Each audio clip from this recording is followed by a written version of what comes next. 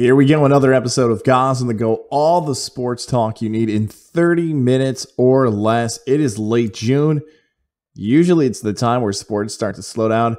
Not happening this year. So excited to get to all these stories that happen in the week and get to my takes on it. But before we get there, we got to give love to Mohawk Honda. Shout out to my guy, John in service. You've been hearing the stories across the Gozilla Media podcast. The pilot had to go in and get some maintenance. I had no idea what I was doing. I just saw the word maintenance on my vehicle. Luckily, you have great people like John there at Mohawk Honda right there in Glenville that can help you and talk you through exactly what you need for your vehicle, whatever it might be, whatever year. They want to help you, and such great people to work for. It's people that you can trust, people you build relationships with. You want to talk about and catch up on sports and life and kids and family and everything else. That's what can happen with whoever you work for, whether it's the sales department, the service department, and more. Mohawk Honda is there for you. And now we're talking about traded-in vehicles. That's right. In Mohawk Honda, not only will they give you top dollar for your trade-in, they have acres and acres of inventory for you to choose from. The largest inventory of vehicles in the capital region, upstate New York, and more, so they can find the right one for you. If you got to travel east, if you're listening out west in Utica or Syracuse, Geneva, wherever it might be, it's worth the trip to come out to Mohawk Honda to find out all the great things. We're talking value and selection and more. Don't feel pressured into buying something close to you or somewhere from a dealer you don't trust. Make the trip out to Mohawk Honda. Buy the vehicle that you deserve. The vast selection of pre-owned vehicles guaranteed to fit your needs and your lifestyle. Not the dealers, but at least that might be near you. Take the road trip to Glenville. Find out why I've loved working with the great people at Mohawk Honda all these years, and so happy Gozilla Media gets to continue this partnership for the future. This summer, selection is king, and no one has more to choose from than Mohawk Honda, where they always go out of their way to please you. Now, let's get into this week's episode of Goz on the Go. The NBA playoffs continues to take center stage, and how about the Capital Region's own? We lead off with Kevin Huerter, or is Charles Barkley, Shaquille O'Neal, Ernie Johnson. They've talked about him on the post game. He got that Game 7 interview. Or as Shaq likes to call him, Richie Cunningham. Maybe it's better if Austin Powers introduces Kevin Huerter. Allow myself to introduce myself. My name is Richie Cunningham, and this is my wife, Oprah. Not sure if Kevin's dating somebody named Oprah, but Kevin Huerter had not just an outstanding game for a Capital Region athlete, not just an outstanding game for a Game 7 young player in the league. We're talking about an all-time great Game 7 on the road in NBA history. Credit to the Terrapin Hoops, his alma mater, Maryland, who had this stat. The youngest players in the history of the NBA for a Game 7 road victory. Third on the list is Kyrie at 24 years old. Second on the list is Kobe at 23. The youngest, Kevin Huerter. Youngest ever to do it in a Game 7 victory for his team. I still remember the conversations I used to have with my pal Chris Honorado over at News Channel 13 here in the Capital Region. And Chris and our show were in between each other, and we talked about Kevin Huerter. And Kevin actually came as an interview guest back when he was a senior at high school at Shen. And I don't think I actually interviewed him. I believe it was Armin and Levac who had Kevin on the show. And I just bumped into Kevin in the hallway. We're talking about Dominique Wilkins, and it might have been right around the time when the Hawks were getting ready for the Super Bowl. He was talking about the human highlight reel. Awesome guy. But both Dominique Wilkins and Kevin Huerter. But why I bring up the Huerter situation is that Chris and I used to talk about whether or not Kevin could make it to the NBA. Remember, Syracuse fans are going to get frustrated by this, but Syracuse said they didn't have enough scholarships and didn't think Kevin Huerter was worthy of getting one of those few scholarships. Didn't work on the team. Yeah, that's right, Kevin Huerter. Kevin Huerter was a top 20 pick in the NBA draft because of how good he was at the combine. And I know what you think when you see Kevin Huerter. Tall, pale, white kid from upstate New York. Shooter. He can play defense. He can move without the basketball. He can pass. He's an athlete. He can do just more than stand out there and shoot threes. He is a complete player. He's carved himself out a nice NBA career. If this is the end right here, you could already say he's had a tremendous career. The comparisons to Jimmer Fredette are going to come because of the Capital Region connections and Jimmer, how amazing he was, Glen Falls' own. But Kevin Huerter's on another level. And I tweeted this out after the game. If you think it's good right now for Kevin Huerter, with his team, by the way, the Atlanta Hawks now in the Eastern Conference Finals for just the second time in franchise history. Oh, by the way, we're taping this like close to midnight here on Wednesday night, and I'll get to his teammate Trae Young in a second. You think things are good right now for Kevin Huerter? Wait until the summer of 2022 when he's a free agent and that dude's about to get paid. How many off seasons in a row have we talked about NBA players who we hear about who don't deserve the money that they're getting? 80, 90, $100 million contracts from guys who might not be that good in the league. Now you're talking about an impact player at 24 years old for a team that's already reached the conference finals, that he was the standout player in the most pivotal game, arguably in the history of the franchise? Kevin Huerter is about to be very rich if he continues to stay healthy next season. So, great things to celebrate in the Capital Region. His future is incredibly bright, both financially and professionally on the court. His teammate Trae Young, I mentioned that we're taping this late on Wednesday night. The Hawks win again. They beat the Milwaukee Bucks. One possession game, they do it. Trae Young's got 37 points heading to that fourth quarter. And I wanted to tell you more about how he performed in the fourth, but the reactions I was getting out of Trae Young were, oh my God, don't shoot that. Don't shoot that. He almost cost Atlanta the game in the fourth. And I know that's not going to be the narrative when you're recapping game one of the Eastern Conference Finals. It's going to be more about the highlights. Can he take a few feet closer to the three-point line? Does everything have to be that deep? I'm still having the reactions of that's not a high percentage shot. It's cool when it goes in. It's a highlight. It's all over Twitter. He's not the easiest player to root for. He's entertaining. I don't think he's Steph Curry yet. I'd take Steph Curry as the best comparison to Trae Young, but Steph Curry has been a better shooter. We're talking about maybe the greatest shooter in the history of the sport of basketball. My buddy Jesse texted me during the game, and he said, I can't stand Trae Young. And I think that's why. Because it's the same Trae Young who went, 3 of 20-something plus in the game 7 against, that team that they were able to get over, the Philadelphia 76ers. He's not easy to watch. When they go win, it's entertaining. But he is sort of like James Harden, where he's just going to chuck it up there and chuck it and chuck it. And I know what some people are going to tweet me. I already can see the emails coming in. Oh, Goz doesn't like James Harden. Goz doesn't like Trae Young, but he loves Carmelo Anthony. Not the same type of discussion. Melo was in a different era of the NBA. He did not catch this launch and fire Golden State Warrior style basketball or wannabe Warrior style basketball because it happened later on when guys like Harden and Young and Steph Curry and others got it. Now, would Carmelo have been that type of player? It's hard for me to say he wouldn't be, but it didn't happen. Hawks win. Kevin Huerter has been great, and shout out to what has been a very exciting NBA playoffs. Every game's been great.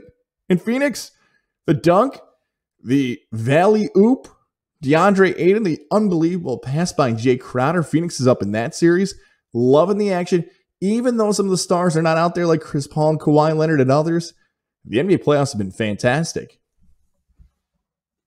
And speaking about the NBA playoffs, oh, by the way, I mentioned the Milwaukee Bucks there. There I am at my mother-in-law's house late at night, sleeping on the couch, not because I got in trouble or anything, but because Rex and my wife were up in one of the bedrooms. Sisters, my family, let's say my in-laws have a lot of people and not a lot of places to sleep. So I didn't mind. Look, I get the couch on a Saturday night and I'm watching Bucks Nets. I am thrilled. I want to clap so loud, but like I said, I don't want to wake anybody up right now. How the Brooklyn Nets are done. Oh, let's celebrate. I'm sorry to my pal Eric Hanneman. I'm sorry to that guy who has red hair. Was it Evan Roberts who hosts on FAN? That's about all the net. Jason Lewis, maybe out in Michigan. There's the 3 Nets fans I know. Sorry that their team lost, but I'm so excited that they're done. Oh, if you've been listening to Gonz on the Go and even some early episodes of Getting There with Gonz when we did the sports side of it more, I wanted Brooklyn to get pounded. I didn't want to continue to watch Harden and Durant and Kyrie win. It's so much better that these guys who try to team up and try to pull the LeBron and everything else didn't actually have it work. And I can continue to root against them. Look, I know what the excuse is going to be. That Kyrie got hurt. It would have been a different game. Then play. Then go out and play. How often are we going to give Kyrie a break? How often are we going to look at Kyrie and say, well, we give him too much credit. I know he hit the most pivotal shot in the history of the Cavalier franchise in that Game 7 against the Warriors to win the championship. But I just have more excuses coming from Brooklyn. I'm so happy it worked for the league that one of these super teams did not win. And now we have teams who actually built up, like Phoenix, Atlanta, Milwaukee, and even put the Clippers in the discussion because the Clippers have been so bad for their entire franchise history that now you can look and say, okay, that's the way they did it. They built up and didn't stack themselves. Thrilled Brooklyn got knocked out of the playoffs. I could not get enough of it. And I hope they continue to cry next season. Oh, it felt so good watching Milwaukee win. Giannis Antetokounmpo and the crew. Fear the deer, baby. Am I rooting for the Bucks to bring home the championship? I'm cool with it. Is this a lame answer? It's a true answer. I'm fine with whatever the NBA Finals is.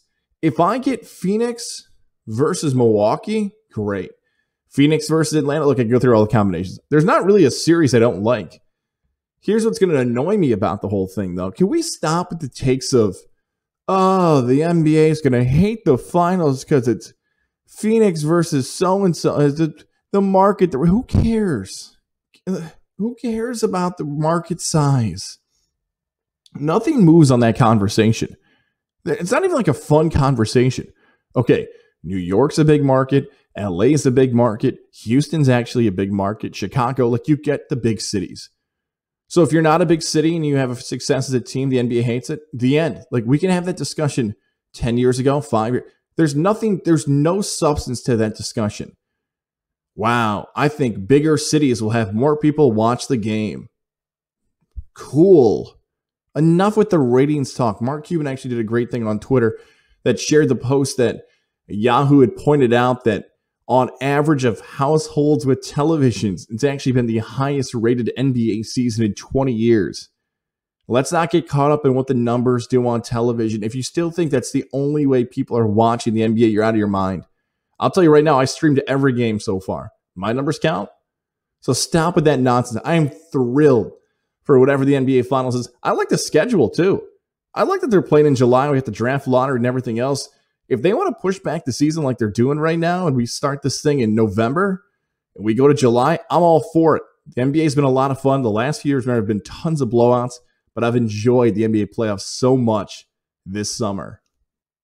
Big news in the NFL involving Las Vegas Raider Carl Nassib becoming the first active NFL player to announce that he's gay.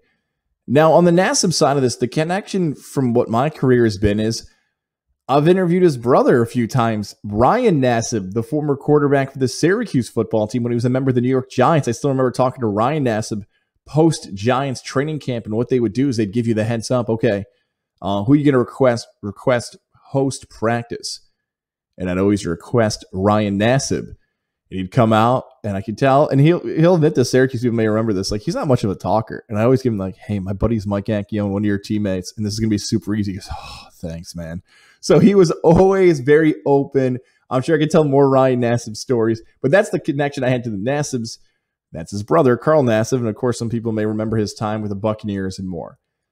I got to give credit to Mike Lindsley on this one of my former coworkers who did this, because I still remember this involving when Michael Sam announced that he was gay, and he was a prospect out of Missouri who eventually was drafted by the Rams.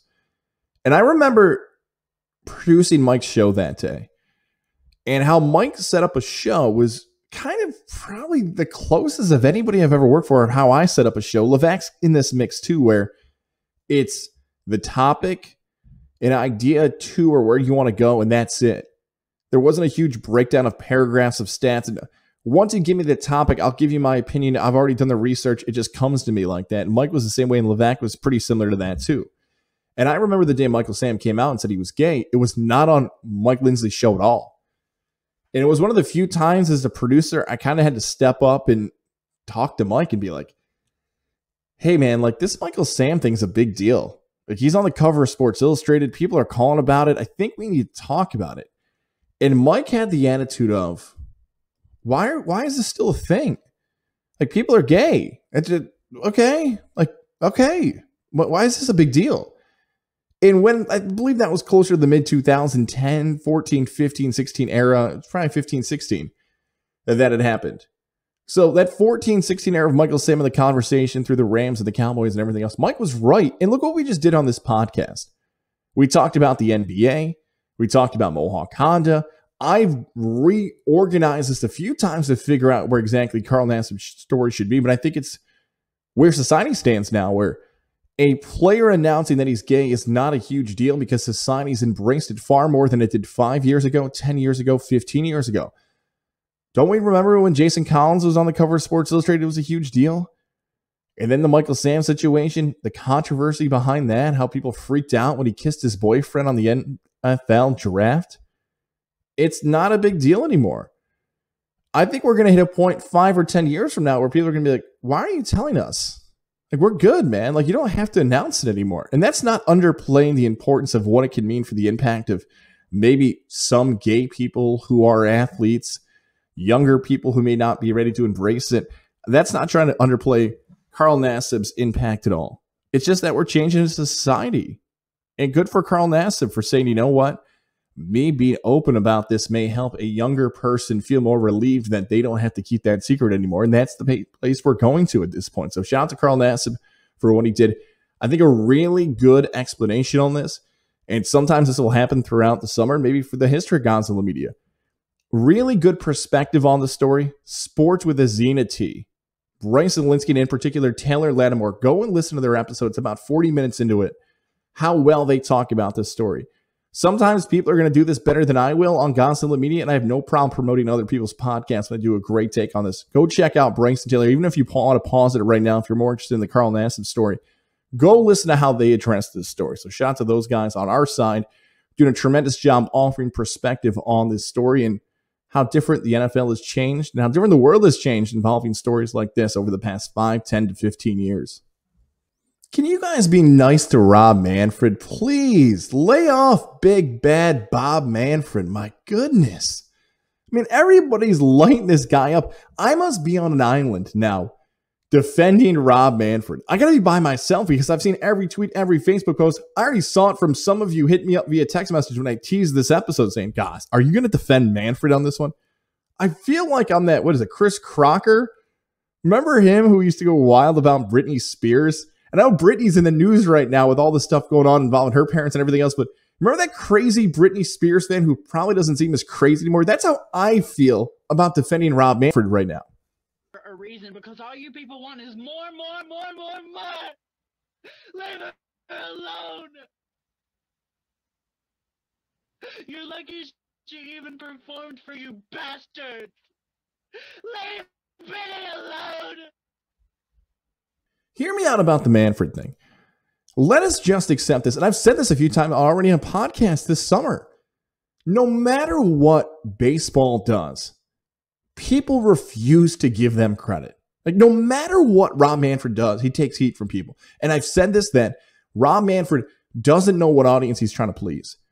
Is he trying to please the Gen Zers? Is he trying to please the traditional baseball fans? Does he even want non-baseball fans to become baseball fans?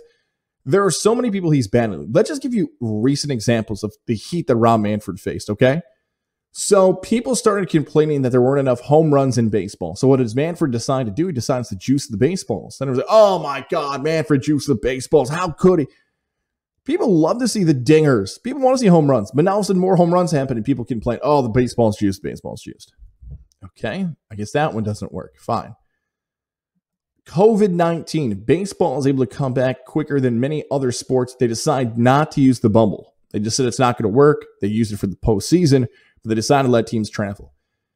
So then the Marlins and Cardinals get COVID, and I still remember it from that summer. People screamed, oh my God, Manfred, you idiot. We're going to shut this whole thing down. Manfred, cancel the season. Baseball screwed.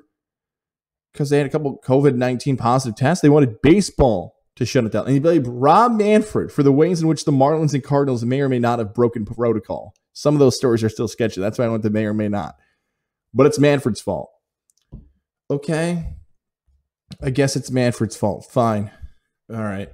How about one more? That people complained about the pace of play.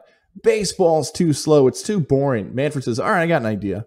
How can we speed up the game? All right, let's put a runner on second base. Oh my God, you're so dumb, Manfred. You want to speed up the game. He's like, what do you want me to do? Like every time you guys complain, I actually put in a fix for this, but you guys still complain. So finally he thought, all right, this is an easy one. Everyone's complaining about spider tack. And I said on last week's podcast, didn't think it was that big of a deal because it's not in the rules. You want to put in a new rule that you can't use it? Fine. Okay. And what Rob Manfred decided to do is to check players if they have it. I compared it to like UFC fighters who they used to check if they have weapons walking to the octagon. What's wrong with checking them? Women's lacrosse, it's somehow become a part of the game where every time they score, they almost spike their sticks to get them checked by the officials. That's almost a part of the game of the celebrations. So now this week it starts to go viral, like pitchers like Matt Scherzer and others are getting checked. And here goes social media. Oh my God, can you believe Manfred ruining baseball, slowing down the game? Guys, if you're going to complain about the pitchers potentially using stuff and now they check, now it's Manfred's fault. Like, I honestly don't know what Rob Manfred can do that people will actually say he did a good job for. It's just cool to crap on baseball. Like, that's it. Think about this. The NBA we just talked about and gave credit for. One of their star players, Chris Paul, is in the COVID protocol. Anybody blame Adam Silver for that? No. How about the NFL? The NFL had the NFL draft or continuing to do things. I can't tell you the last time people started ripping Roger Goodell about what he did. People are just happy football was back. You want to rip the NCAA, that's a whole different thing. We're going to get to them in a second. But even as something as simple, and I'll beat this drum forever too, baseball's MLB TV is the best service, the best way to watch baseball games. Across the country is on MLB TV. You know what people complain about? Games being blacked out locally. That's what this is all about. It's not about the pitchers making a scene and ripping off belts and yelling at Girardi getting tossed. That's not it. It's that we just have to accept that certain people, the cool thing, the popular thing to do is to always say baseball's got it wrong. That's it. I feel bad for Rob Manfred because every time there's a problem, he actually puts out a solution and it gets crapped on. And again, I feel like it's just the people who want to do it because it's easy and gets reactions out of people and they're not the diehard traditional baseball fans. But can we give Rob Manfred a break? He's trying. He's doing his best. Come on. Give the guy some credit. Rob, I'm with you on this. I actually thought the videos were funny. Good. Check the pictures. Keep doing it. My guy Davey, shout out to him over at the Cross Street Pub, always hanging out, playing some trivia. Don't forget, by the way, Thursday nights, 6:30 to 8, Cross Street Pub right there on Western Ave. Always having fun. Some sports categories and more great prizes as well. He's going to love this. You know, I was a little harsh on the NHL playoffs, saying I lost interest. Maybe I was a little bitter because the Avalanche lost and I wanted to see them wet. Man, the conference finals. Boy, Montreal Canadiens, Vegas Golden Knights. We got a Game 7 coming up on the east side. Islanders and Lightning. I take it back, Davey. I'm sorry. I'm back in. Am I allowed back in? I said I was out in the NHL playoffs. I said I wasn't interested. And now these series go deep. And the passionate fan bases. I saw the Lightning staff got their rings. I see the Islander fans love the Islanders, especially if you're a Long Island native. That is your team. Vegas is turning up the excitement again there out in the Sin City. And the Canadians are trying to be that first team since the mid-90s from Canada to win the Stanley Cup. I'm sorry. I made a mistake. I hope I get Canadians and Islanders. Give me a Canadians-Islanders Stanley Cup. Those are the two teams I want in it because I want to see how crazy those fan bases are going to go. Give me those two teams in the Stanley Cup. I was wrong. Sorry. These conferences are awesome. Guys continue to score, but we got some great playoffs going on. I take back my criticism of the NHL playoffs. Please forgive me because these series turned out great, and I'm glad some of you stayed in it. I'm kicking myself that I shouldn't have checked out so soon. This is going to be a topic we're going to likely cover a lot throughout the summer. Some of you are interested in this. Some of you aren't. For me, this is a massive deal. This is on the level of legalized sports wagering. This is on the level of college. This is going to shake up sports as we know it for the future. And I think we continue to have an eye on this throughout the summer. That's name, image, likeness.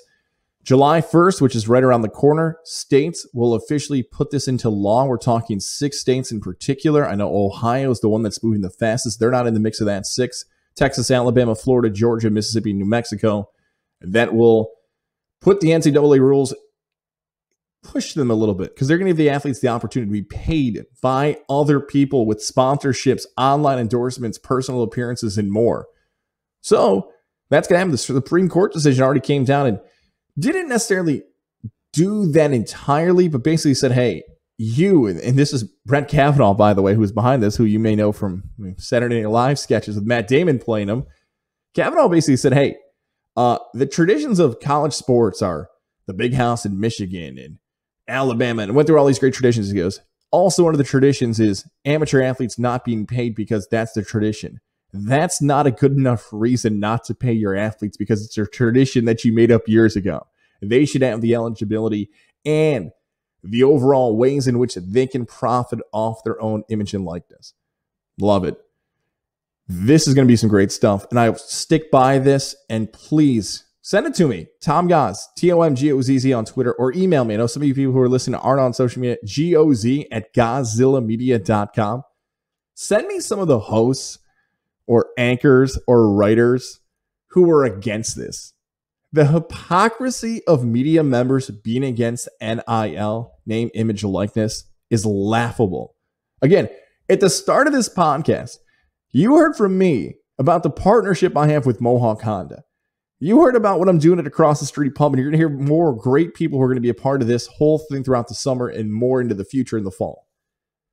So again, I or other media members are going to be against athletes profiting off their name, likeness, and image. When I do that for a profession, when I talk about the businesses that I promote, I'm going to come on here and say, Trevor Lawrence, he better not make money off of Head and Shoulders. How dare he? How dare he do a commercial and get paid and benefit financially? He's a quarterback who's an amateur athlete. He gets enough. Now it's Goz here for Mohawk Honda. Like, the hypocrisy of that is ridiculous. So this name, image, likeness stuff, I'm all for it. I'm so glad it's going to change. And take this for whatever it means. According to a recent ESPN report, NCAA President Mark Emmert says he, quote, has rules in movement. Interim rules on name, image, likeness. Yeah, okay. 2 days ago before we taped this, there was nothing from the NCAA. Literally, they were going to sit on their hands and just figure it out as it came along that the states were going to have it happen. They didn't want anything to do with the Supreme Court decision. Jay Bilas covered this and said, the NCAA continues to say that they can't make a decision on this. Who else could? Of course they can make a decision on this. They just didn't want to. They wanted to go to the Supreme Court and say, okay, now our hands are tied, everybody. We can't do anything. Let the guys sign autographs and get paid. Have a compliance coordinator watch him. Let the guy make a funny YouTube channel and get some money on the side. There's nothing wrong with that. Look, I get they're on scholarship, and a lot of people disagree with this. They're on scholarship to get free meals, to get this. Okay, they can get more. If they can go out and do it on their own, let them do that. I cannot wait to talk more about this throughout the summer, but right now we're stepping in the right way of what this could mean overall for sports in particular. It's going to be huge. Third parties, though, the Nikes, the Under Armours, the Gatorades, one of the rules right now is that they can't work with athletes directly. Let's see if that changes, because then it would be a bidding war. Right now, that's not allowed. And I actually think that's a good thing. If they somehow find some type of representation to get them those opportunities and they hire an agent, that's a different story. And I mean by different stories, that's okay. Like, I know the word agent has this like dirty connotation with it. Somebody represents you and gets you a deal and it's in your benefit. Look, it's going to look at stuff like Reggie Bush and be like, okay, fine. Can you still run the football? Can you still help your team win? That's what matters the most in the end. And he's not bothering anybody. You're not getting offered $1 million to sign for Clemson or NC State. It just doesn't make sense. Oh, by the way, some of those endorsements when they don't play football, that's a tough way to do it too. Let them make money. Go put them in the video games too while you're at it. Please, I want NCAA football video games back.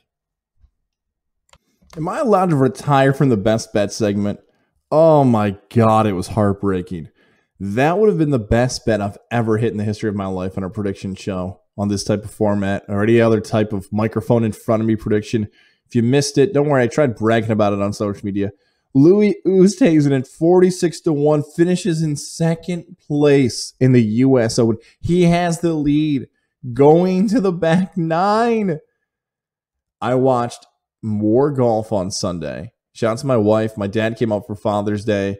Rex was behaving himself. I've never watched that much golf in one day. I think I went 4+ hours. I watched every shot of Louis Oosthuizen that they gave me on NBC.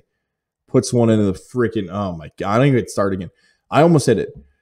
Whatever. I don't get to catch the ticket. Maybe I've learned a lesson. I got to start bidding top 5s and top 10s, and I went through all that last week. Whatever. Oosthuizen doesn't win. It hurt, but I felt like I got close enough.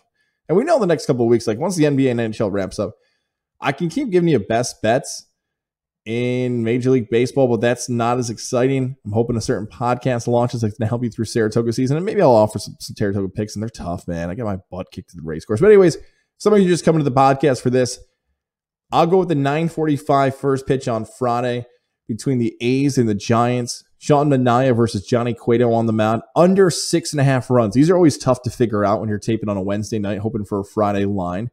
But Cueto's a beast. Sean Manaea is on my fantasy team, so that matters to me. The A's continue to be one of these most underrated franchises every season. You struggle to figure out an A's player, and I know we've done this on a few other podcasts. The A's have cashed in for me. The Giants have been the surprise of baseball. Don't expect this to be a high-scoring game. Under 6.5 if you can get it. A's, Giants, Friday night when Sean Manaea, Johnny Cueto on the mound. That's it. That's this week's episode, guys. Don't forget, by the way, hang on. Before you head on to another podcast, do not forget to head over to Getting There with Goz. Some of you already do that already. Go listen to the interview I had with my pal, Jeff Levac. Part 1 and Part 2 out now. A lot of interesting stuff on there. Hopefully you enjoy it. Leave a comment, a review. That stuff really helps. Please, if you're listening on the Apple side, just hit that little 5-star for me. Leave a nice comment saying, hey, guys, love the show, or hi, guys, whatever you want to write. That stuff matters, so please leave a review underneath. It takes 2 seconds to do it. Please subscribe to Getting There with Goz and give that a listen as well. Tell your friends we're doing all these great things. The summer's so exciting. All right, now I'll go let you do your thing. Hope you enjoyed it. Getting There with Goz. Goz on the go. Gozilla Media. All that stuff. Catch you next week.